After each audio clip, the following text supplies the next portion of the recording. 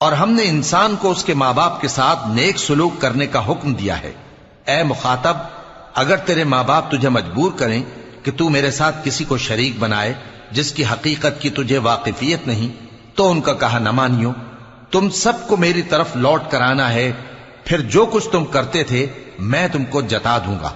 और जो लोग ईमान लाए और नेक अमल करते रहे उनको हम नेक लोगों में दाखिल करेंगे। और बाज लोग ऐसे हैं जो कहते हैं कि हम अल्लाह पर ईमान लाए, फिर जब उनको अल्लाह के रास्ते में कोई ईजा पहुंचती है तो लोगों के ईजा पहुंचाने को यूं समझते हैं जैसे अल्लाह का अजाब।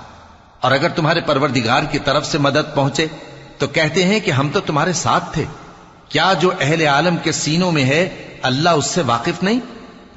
और अल्लाह उनको जरूर मालूम करेगा जो सच्चे मोमिन हैं, और वो मुनाफिकों को भी मालूम करके रहेगा। और जो काफिर हैं वो मोमिनों से कहते हैं कि हमारे तरीके पर चलो